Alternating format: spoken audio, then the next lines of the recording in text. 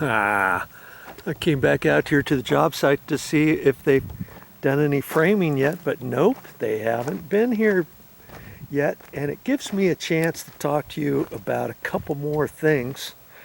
One is I wanted to finish up talking about the fire sprinkler issues that I had brought up before.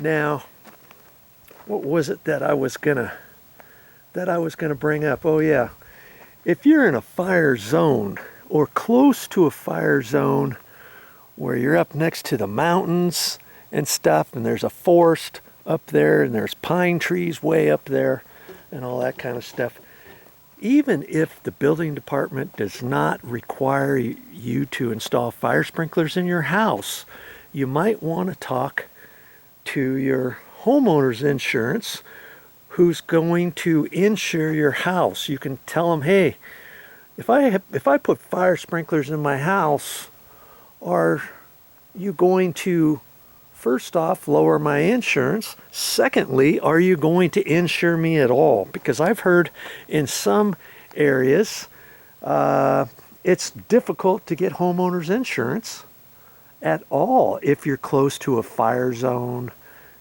being up close to the forest or something like that. You know what I mean?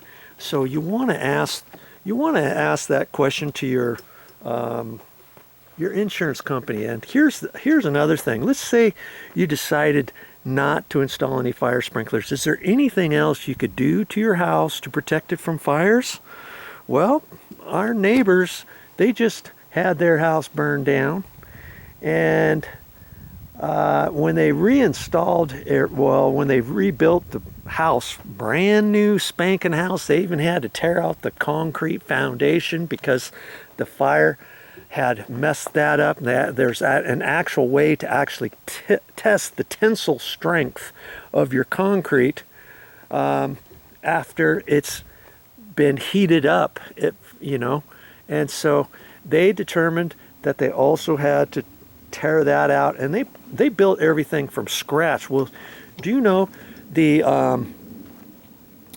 come to think of it, the foundation vents, they installed some foundation vents where it's this special metal material. When it gets hot, when it heats up, it melts and it closes the gap. And why is that important? Well, you can see if you were to catch a fire, let's say you caught a fire right through one of these foundation vents here, then you got foundation vents all the way around your house, and then that acts as a siphon, and it sucks or brings air in or pushes air out, sucks air in as the fire can keep going, and it will cause your fire to just all the way through underneath your floor and catch your floor on fire, and then the rest of your house burns down.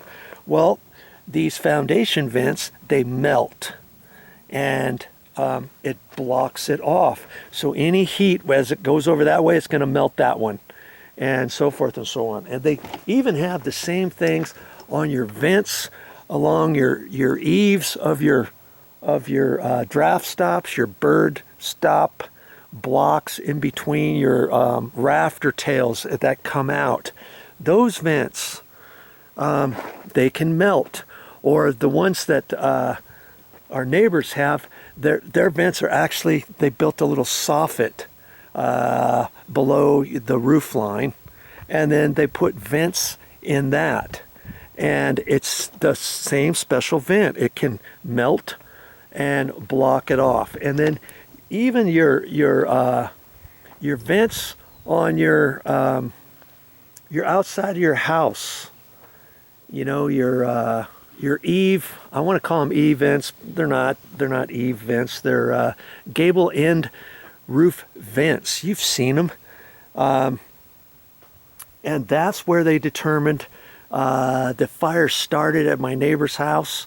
It was heavy winds and some sparks hit the eave vent, went through into the attic, caught the attic right there on fire in that one little area, and then the wind just blew it all the way down to the other side, and the whole thing was on fire by the time the fire department saw that everything was caught on fire, and at that point they couldn't really do much to save the house.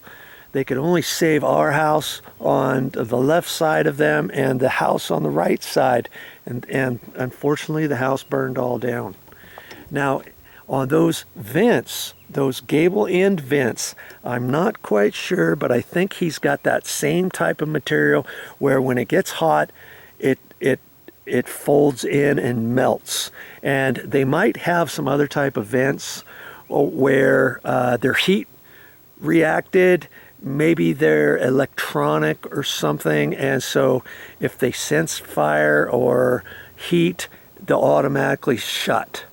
Now, I don't know if they have it that way or not, but you might want to check on something like that, because you know what? If they had something like that, their house wouldn't have burned down. Now, let's say even if they had that and the sparks flew in there through that vent before the vent realized before it was really too hot for the vent to close, let's say. Well, if the fire would have caught inside the attic right there, then that vent would have realized it was heating up, and it could have closed then, or it could have melted closed or whatever, and then maybe there was enough time for the fire department to catch the fire, and maybe only their garage would have been damaged, let's say, not the entire house. So there's some different ideas for you when it comes time to look into fire related issues. Okay, well, that's all I wanted to tell you on this particular video.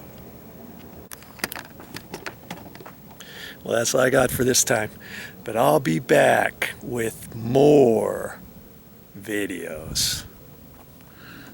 All right, I think it's time to go home.